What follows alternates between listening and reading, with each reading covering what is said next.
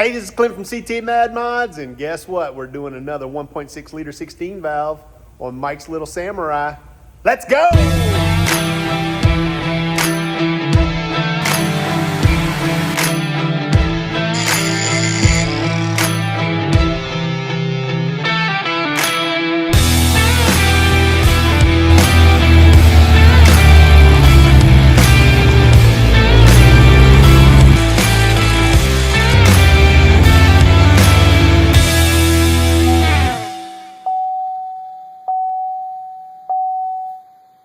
He blew a U-joint, had it delivered here and said, hey, while y'all got it, why don't you just go ahead and swap that engine. You see me do a bunch of these. So we're gonna do another one. We're getting pretty good at it. His engine's been sitting here for a while. He got some motor mounts, an adapter plate, and got him one of those Petroworks fuel tanks so he can put a lot more miles on this thing. All right, let's pull an engine. I ain't gonna bore you with pulling the engine and all that. But we got Kevin over here. Check this out. It's winter time in Alaska. He's pressure washing the traffic.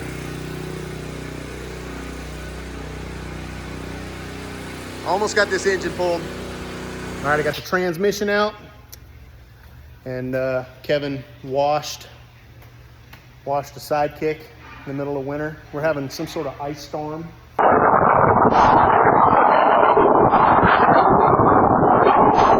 It is it's super slick out there. So I'm about to head home. I got everything completely unbolted on this engine and it's ready to come out. We're gonna do this tomorrow. Mama's already texting me, asking me what's for dinner. So just like that, day 2 on this build.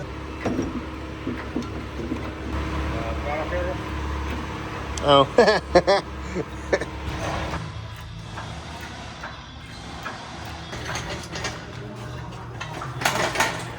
Just cleared it.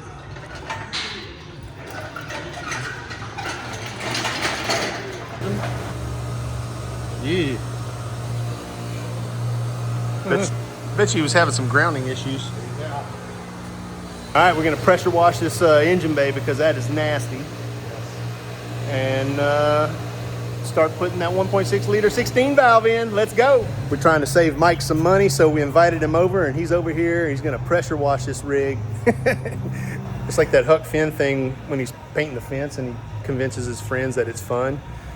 We're over here talking to Mike like, man, it's fun running a pressure washer. Wax off. Wax on, wax off, young man. Of course, it's middle of the day Alaska in the winter. All our snow just melted. Yeah, all of our snow just melted and turned to ice, and it started raining on top of it. And it's been nice and warm.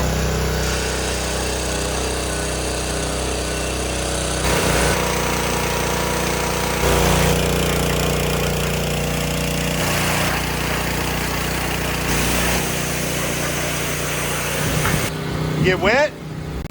No.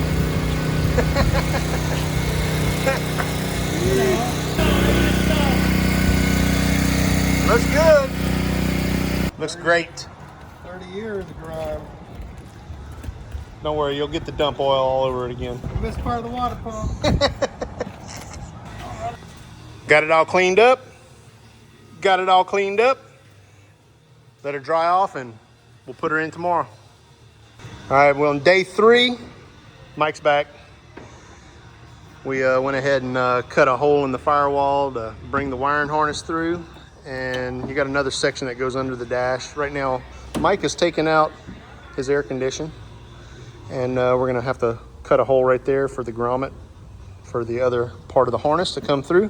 We cleaned up a bunch of this junk. Mounted the other harness. The other half of the harness is on the engine. Timing and all that's squared away. We got a starter coming in from the valley. We're putting transmission together right now. So we got that Petroworks adapter kit. And we also have a fuel tank. It's coming together.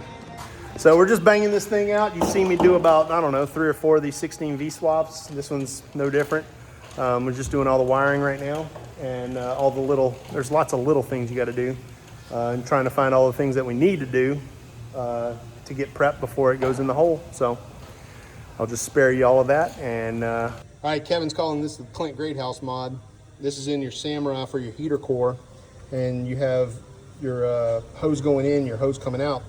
And on the back of this engine, the 16V, there's this little spigot. Well, where it ends up coming out is like right here in line with this. And so when we did Kyle's, we put a T in there and we hooked this into that the back of the head.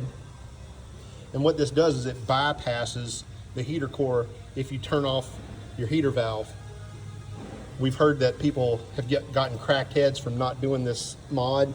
I've heard of people putting a shut-off valve here, but I'm just gonna leave it like this. We're in Alaska. We keep our heater on all the time anyways.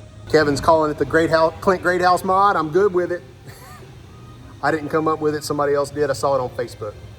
And these are just PEX fittings. I went to a local plumbing shop. The last time I did it with plastic ones. These are brass, and so I think they'll last a lot longer.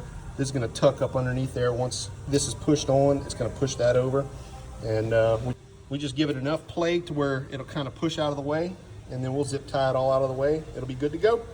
Whenever I did this heater hose on mine, we tried to get this 90-degree hose to go in there, and it kept leaking and kept leaking and kept leaking. And finally, I just kind of gave up and came up with this new solution of putting a T in there and a little piece of hose.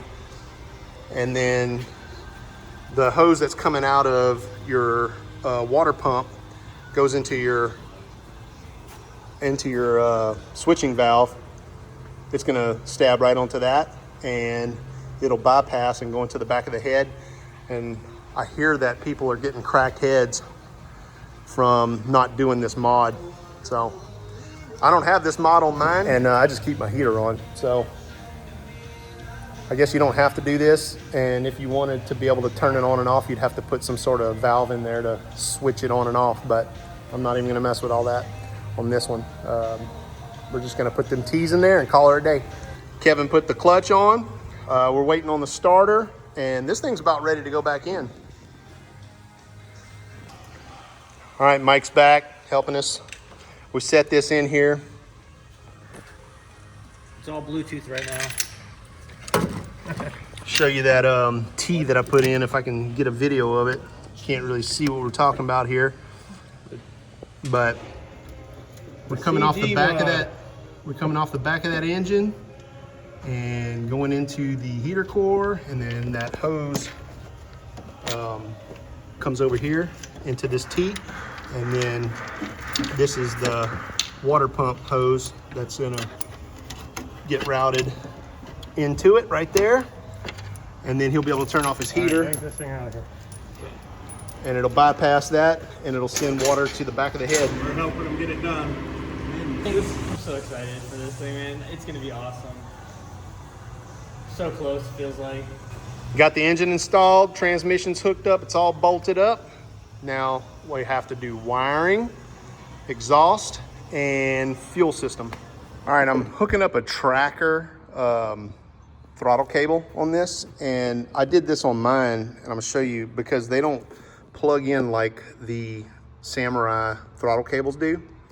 So what I did was, that's an electrical pipe clamp for running like EMT pipe on a piece of channel, like that strut or whatever. And I just cut the bottom out of it. It's got like a hole in it, and I cut this end of it off to make like a clamp. But when I did mine, I used one of those like your brake lines on the back axle.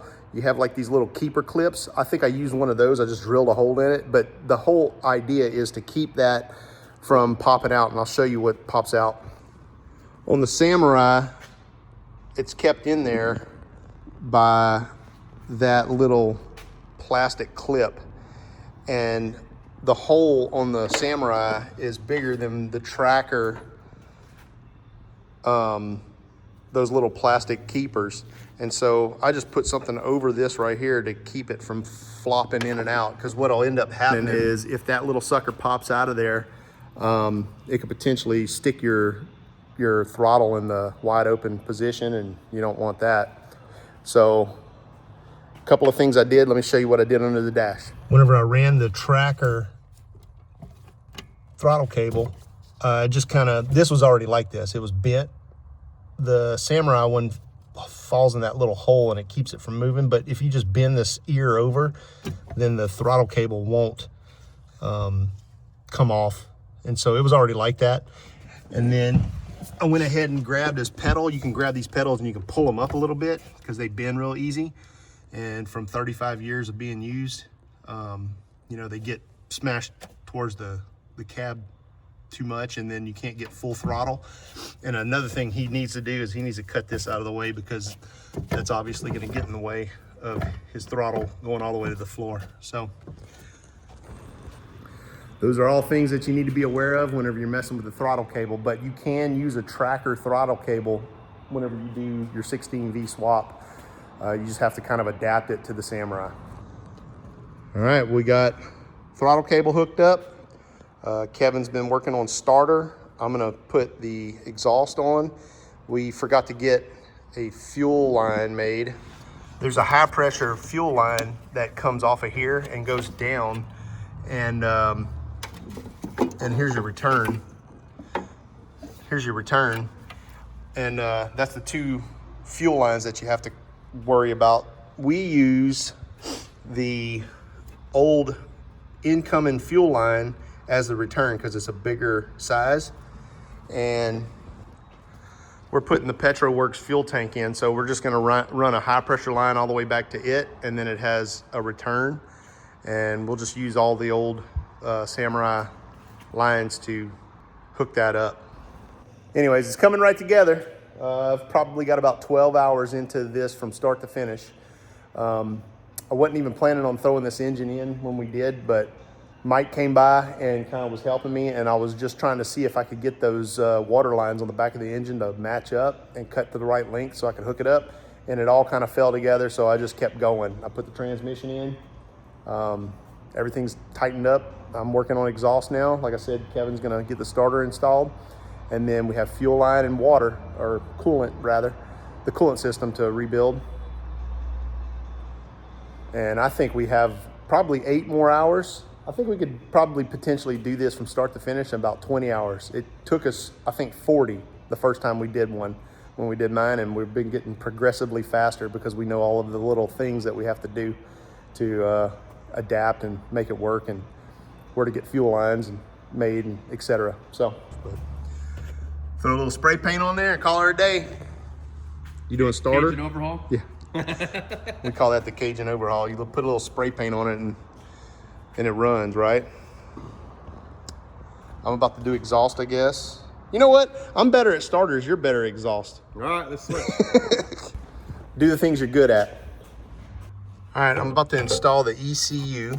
There's a couple of wires right here. One that goes to the VSS and one that goes to your fuel pump.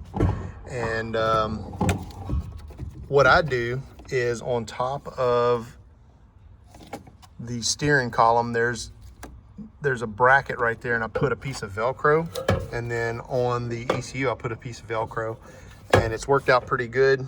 You just plug all your plugs in. There's 3 pieces of harness and those couple of wires, and you slide it in there and stick it on top of that Velcro, and it doesn't go anywhere. Okay, we got the ECU all plugged in, and it fits right on top of your steering column, and then your gauge cluster will fit on top of that. So I'm gonna put the heater hoses back in for the defrost and stuff, and then shove the gauge cluster in. All right, we bolted up the exhaust, got the power steering all bolted up, put the fan on, got the alternator on. Of course, you know, I got some help. Now I'm gonna start buttoning up the coolant system, and then we forgot to get a fuel line. I just ran all the wiring, and we're gonna clean all this up. And we have a fuel tank to install, and I think I'm gonna just do that on Monday because I'm kind of running out of time. I've been here for several hours, just kind of picking away at this with Kevin. Kevin's done a lot, I've done a lot. and it's starting to come together. Didn't want to bore you with all the little specifics, but it's in there.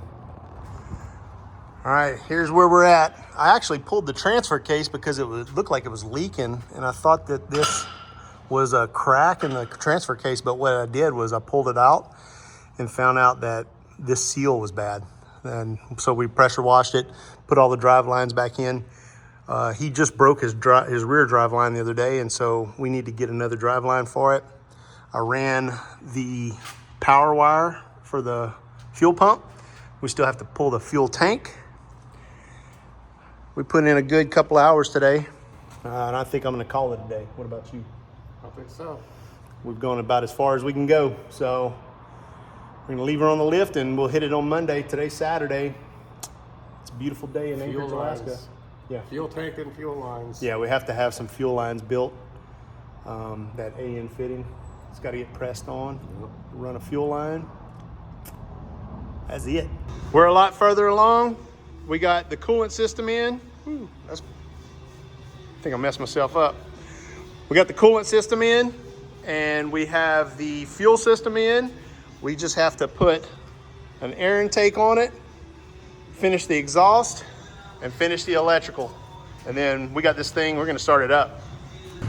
We didn't film it because I've done this before, and you can watch that video, but I threw the Petroworks fuel tank in, and that's how I wrapped up his fuel system. I just used the original OG filter, ran the wiring back there, and we used the main fuel line, the old main fuel line, as the return, and that's all hooked up. And we had exhaust, so I welded up a chunk of exhaust, and that's his old exhaust. And we're just using a stock exhaust pipe coming down, and Kevin's gonna find some bolts for that. It's coming right along. We're almost done with this thing. All we have to do is mess around with some wiring. Kevin's gonna tie up all the loose ends while I'm gone. I'm running back to my job, and this evening I think we're gonna get this sucker started. What do you think? It's going home. It's going home. It's going down. Was this our 5th 16V swap or something? 4th? At least 4. And a 2.0, so. And a 2.0, yeah. Kevin's finding bolts. We'll be back here in a minute. All right, well, it started, Kevin. Tell me what it was. So we were doing some, trying to figure out why I wouldn't get sparking last night. We didn't realize, but this black one was hooked to this white one, and this white one was hooked to this black one. They were backwards. We didn't even know that they would connect. And so Kevin and the boys unplugged those today, plugged them in the right way. Fired right off. Fired right off. And actually, I just put timing on it, and the timing was dead on, so. First rule of a test drive.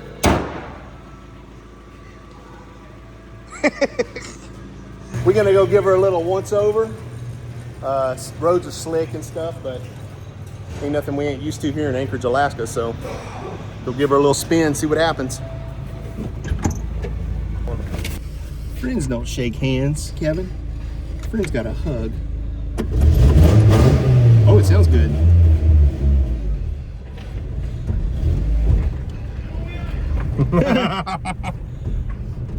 Oh, his front end makes like a kunk kunk kunk noise, and I don't know what that's all about. It's not in full drive.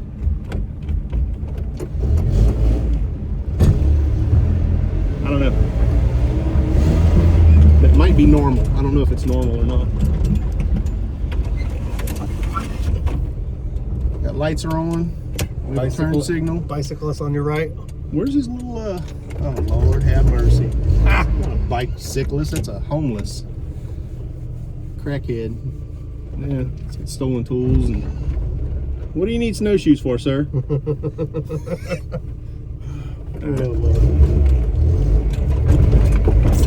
Please don't fall apart. All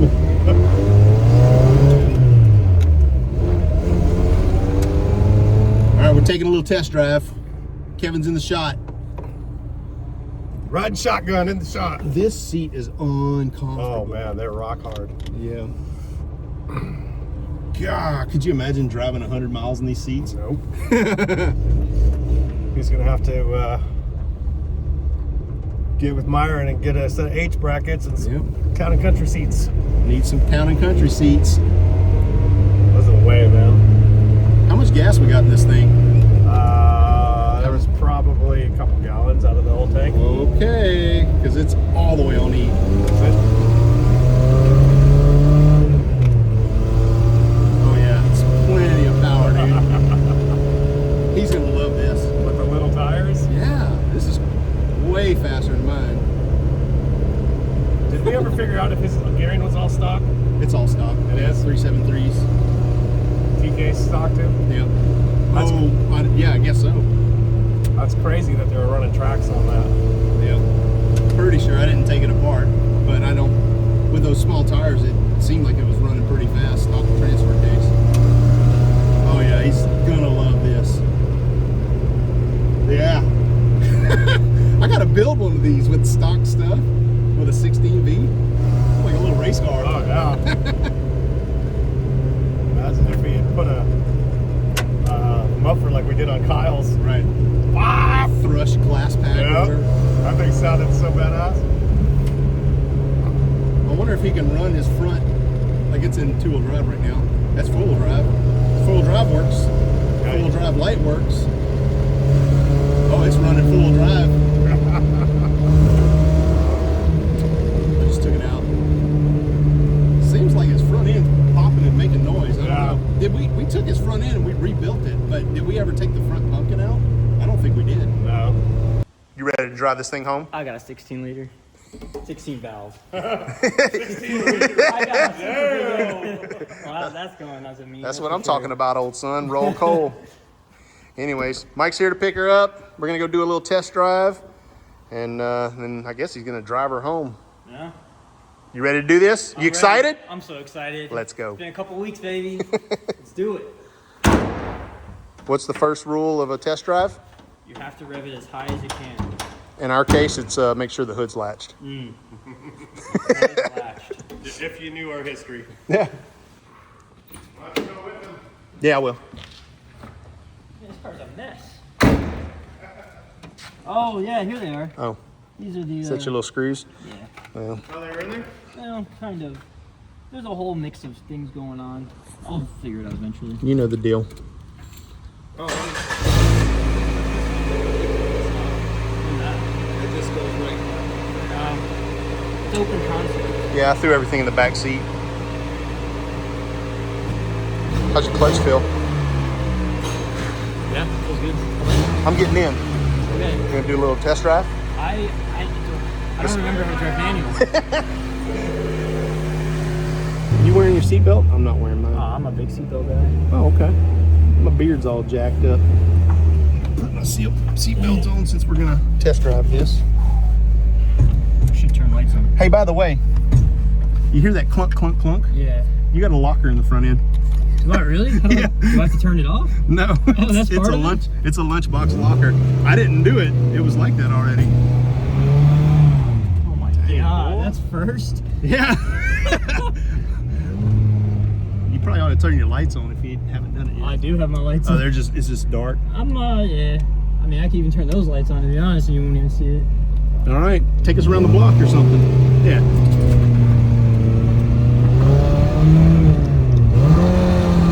Let off that clutch a little bit. God dang. You're driving it like it's a 1.3. Yeah. Woo! Yeah, right? This is, I mean, I can't believe I'm going 40 at fourth gear. I'm usually in fifth, like, trying to speed up. This is crazy. Right? Yeah, she's got some power. I tested your four-wheel drive and driving fast, Yeah. and it works great. Awesome. Yeah. Yeah, I can do On the that. frontage road. That way you can get on it. Yeah, just get over it. Yeehaw! Gosh, this is like, I would say night and day, but I mean, different engines doing different things right now. Right. Yeah, you got all the power in the world for sure. This is awesome, man. This is it's a new car. It's a new car. You don't have a tack in this thing yet. We probably ought to put one in here eventually. You really don't want to run it like when you're on the highway. You'll be in 5th gear, Yeah. and it'll run in 5th gear. You really don't want to be over like $5 grand, but you'll know that sound. Okay. It'll just sound like it's wanting to come apart. 5,000 RPMs. Does the clutch feel the same, or because I had to adjust it? No, Okay. clutch feels great. Yeehaw! When we get out on the frontage road, you can get on it if you want. Sick. Your speedometer and all that's working. I think so. Yeah, it looks like it is. Yeah, yeah, that's working. You have dash lights. I don't have dash lights. Must be nice. I don't have to worry about it stalling on me. This is insane. No more stalling.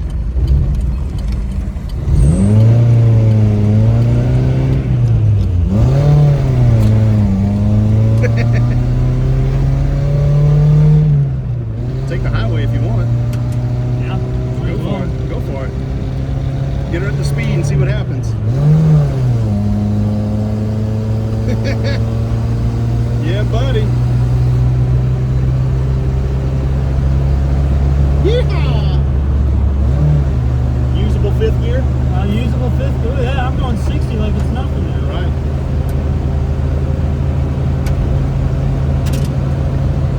Hell yeah. You're hauling ass, dude. 65. Hell yeah. I don't think this car's ever seen 65 before. Besides that one time going downhill. Right.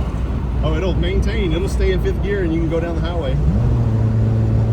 Cool. Woo. I just can't believe it drives now. Runs great. Runs super great.